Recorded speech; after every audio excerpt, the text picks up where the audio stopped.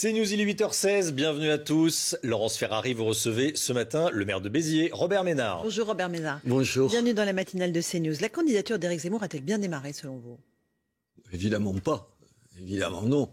Je veux dire, sur le clip, moi j'ai trouvé touchant, honnêtement. Il y a un certain nombre d'images qui m'ont touché, de juxtapositions que je trouvais assez juste. C'est le constat qu'il fait, même si c'est un constat, et c'est là où je mets un bémol, c'est d'un pessimisme, d'une noirceur, c'est apocalyptique. Enfin, tu as juste envie, pour voter pour quelqu'un, te dire, il représente un espoir. Là, la mise en scène un peu pastiche de Charles de Gaulle, c'était, il y avait quelque chose de, à la fois d'étonnant, de différent, et une noirceur que je trouve inquiétante, mais je le trouve en ce moment encore plus sombre que d'habitude. Et puis le soir, j'ai trouvé que c'était raté. Alors, aux 20h de TF1, vous l'avez trouvé... Et d'abord, il a été mauvais, pardon, c'est pas à vous que je vais le dire. Vous avez fait des interviews dans le 20h pendant des années. Je veux dire, on te pose des questions, mais aussi toi, tu donnes un certain nombre de réponses, tu joues, c'est un match, une interview, il l'a raté. Il a raté peut-être parce que c'est pas facile, parce que on est toujours inquiet quand on va répondre à des questions, mais là. On a des millions de téléspectateurs qui oui, vous regardent. Il y a 7 millions de personnes, tu te dis quand même, On prend la pression. Voilà, on prend la pression. Je pense que ça s'est senti et tout. Ensuite, qu'Éric s'étonne qu'on lui pose un certain nombre de questions. Il croit quoi? Qu'il est qu'il est le Charles de Gaulle et que c'est Michel Droit en face et qu'on est au temps de l'ORTF. Enfin, il sait bien que c'est fini tout ça. Il regrette aussi ça des années 60. Je le taquine, mais ça donne un peu cette impression-là. Et la charge à la fin... Attendez, moi j'ai tellement été mal reçu dans une interview. Et moi, c'est à mon petit niveau. Je me souviens, Marine Le Pen, je parle même pas de Jean-Marie Le Pen, comment ils étaient boxés par certains journalistes. C'est moins le cas aujourd'hui et tout. Pour dire, attends, Éric, tu t'étonnes de ça. Et puis, dernier point, venant de lui, on a tous un peu de mémoire. On n'est pas couché avec Ruquier. C'était quoi? C'était chaleureux comme accueil. C'était respectueux. Vous vous rappelez, il y avait des filles qui avaient pleuré face à lui tellement il était agressif et tout. Non, je pense qu'il fait un mauvais procès. Je pense qu'il s'est senti pas bon, mauvais, et après, plutôt que t'en prendre à toi-même, tu t'en prends à celui que t'as en face de toi. Non, c'est pas bien passé. Donc c'est inquiétant. Il y a aussi la question de la salle qu'il a choisie pour son grand meeting de dimanche, qui a été déplacée du Zénith à Villepinte, passé de 6 000 à 20 000 personnes. C'est un pari audacieux. Il faut le réussir. C'est un pari audacieux, il faut le réussir. Et puis, il faut dire un certain nombre de choses. Je veux dire, on ne peut pas se contenter de répéter éternellement les mêmes choses. Il dit, j'ai fait ma mue. Alors, pour l'instant, on l'a pas vu, la mue en question. Et là, il dit, maintenant, interrogez-moi, j'ai des propositions. J'espère qu'on va entendre les propositions. Moi, je suis à jeun de propositions. Encore une fois, ce que dit Éric, et c'est son immense mérite, c'est d'avoir obligé, mais regardez, là, ils votent, les Républicains. Enfin, ils ont tous parlé de l'immigration, de la sécurité, comme ils n'en auraient jamais parlé s'il n'y avait pas eu la candidature d'Éric Zemmour. Jamais parlé comme ça. Donc ça, il l'a réussi. Il a mis sur la table un certain nombre de questions qu'on avait du mal à aborder dans les médias ou sur la scène politique. Mais maintenant, il faut faire des propositions. Tu peux pas dire, non, je sais pas, non. Aujourd'hui, il nous faut des propositions. Et c'est dans un meeting qu'on développe un programme comme ça, ou c'est dans un meeting, il ne pourra pas au moins dire qu'en face, il y a quelqu'un qui l'empêche de parler. S'il a envie de parler 2 heures, il parlera 2 heures. On verra ce qu'il est capable de dire et on verra s'il réunit autant de monde. Mais moi, je le lui souhaite. Je ne suis pas de ceux qui disent comme ça, c'est que négatif. Éric, il apporte quelque chose au débat. Maintenant, il s'est trompé. Il croyait qu'il allait plier Marine Le Pen en 5 minutes. Il ne faudrait pas que Marine Le Pen pense que ça y est, Éric Zemmour, c'est le passé. Encore une fois, il faut qu'ils discutent entre eux et qu'ils pensent comment ils peuvent s'entendre. Ils jouent avec le feu. C'est mal parti, parce que là, les invectives de part et d'autre sont reparties. Quand même, je suis sûr que vous l'avez remarqué, dans le clip qui a été diffusé sur les réseaux sociaux, il n'y a jamais eu l'image de Marine. Jamais. Ni de Mélenchon. Ni de Mélenchon. Ça, Mélenchon, parce qu'il pense qu'il va sur les mêmes termes, et ça, c'est ces espèces de souverainistes qui pensent que de droite comme de gauche, c'est la même chose, mais je pense qu'ils se trompent là-dessus. Mais sur Marine, il n'y a pas eu un mot, il n'y a pas eu une image et tout ça. Je pense qu'il a au moins compris qu'il ne pouvait pas gagner contre elle. Ils ne peuvent pas gagner l'un contre l'autre. Mais je ne sais pas comment le leur dire. Écoutez, quand vous voulez rien entendre, vous entendez. Mais vous parlez à l'un et à l'autre toujours. Mais oui, non, Éric, là, en ce moment, c'est un peu compliqué. Marine, oui, Marine, je lui ai dit ce que je viens de vous dire. Marine ne croit pas, ça y est, ouf, on est devant lui, la partie est gagnée. Non, la partie n'est pas gagnée. Moi, je me fiche de ça. Ce que je veux savoir, c'est qui aujourd'hui est en état de battre M. Macron. Aujourd'hui, ni l'un ni l'autre, et encore moins l'un sans l'autre, est capable de le faire. C'est ça la réalité. Il y a deux questions aussi importantes dans cette présidentielle, la question des parrainages, la question du financement. Sur les parrainages, on voit qu'il y a des grands candidats, même j'entendais Quatennens dire que c'était pas facile d'avoir les parrainages pour Mélenchon. Est-ce que, encore une fois, vous envisagez le fait qu'Éric Zemmour n'ait pas ces parrainages? Et bien sûr, c'est une possibilité. Mais le Rassemblement national, s'il n'avait pas ses élus, les 300 élus qui, évidemment, eux, vont leur donner les parrainages. Mais je ne suis pas sûr qu'ils réuniraient les 500 parrainages. Mais c'est un vrai scandale. Le scandale, c'est pas les 500 parrainages. Que vous ayez la caution d'un certain nombre de gens pour pas qu'il y ait n'importe quel huluberlu qui se présente, très très bien. Ceci, ça n'a pas empêché dans le passé quand même. Mais c'est pas ça. C'est l'idée d'obliger, c'est récent, l'idée d'obliger les gens à rendre public leur nom. Mais c'est une catastrophe. Écoutez, moi, dans ma région, aujourd'hui, un maire qui prendrait position pour Marine Le Pen ou pour Éric Zemmour, je vous garantis qu'il y aurait des mesures de rétorsion de la part de la région, de la présidente de région, comme du président du département. Pour des subventions? Mais bien sûr, c'est le chantage. Écoutez, je vais vous dire quelque chose. C'est à mon petit niveau. Cette fois-ci, j'ai été élu à l'agglomération. C'est-à-dire qu'il y a 17 maires. Mais il y a des maires qui ont reçu des pressions. Claire, c'est pas un grand débat politique. C'est si tu votes pour lui ou si tu signes pour lui, tu n'auras pas ta subvention. Et quand tu es maire d'un petit village, la subvention du département ou de la région, tu ne craches pas dessus. Il faut pas moquer ces maires-là. Parce qu'à leur place, je ne sais pas ce que je ferais. Mais c'est la folie de la transparence. Il faut enlever le Il faut supprimer ça, juste supprimer ça. Sur le financement, pareil, il y a des banques qui rechignent à financer. Est-ce qu'il faut créer une banque de la démocratie? On a entendu cette Attendez, je idée-là. pense que c'était même un engagement de M. Macron. Il est passé où, cet engagement? Où? C'était oui, enfin c'est quand même un problème que quelqu'un, que Marine Le Pen, qui représente 20% de l'électorat depuis des années, ne sache pas où trouver de l'argent. On lui reproche de l'avoir trouvé à l'étranger, mais les banques françaises, qu'elles jouent, les banques veulent pas. Oui, il y avait cette promesse du président Macron, il l'a faite cette promesse.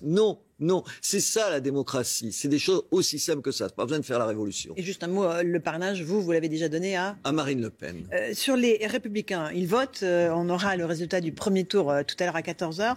Est-ce qu'il y a des candidats qui émergent selon vous? J'imagine que vous êtes plus proche d'Éric Ciotti que de Michel Barnier. Oui, bien sûr. Ce qui m'a amusé, je le disais, c'est quand même que sur un certain nombre de thèmes, des gens qui étaient Monsieur Barnier ou Madame Pécresse expliquaient ce qu'ils disent sur l'immigration ou l'insécurité. Je signais. Moi, j'ai lu des interviews de Madame Pécresse, je signe exactement. Je veux dire, c'est la pression. Et là, c'est encore une fois Éric Zemmour, grâce à lui qu'on le... Sur le reste, je suis comme vous, j'ai aucune idée de ce qui va sortir. Ce que j'espère, c'est qu'Éric Ciotti, dont vous avez raison de dire, je suis de loin le plus proche. Entre Marine Le Pen, Éric Ciotti et Éric Zemmour, quelle différence il y a?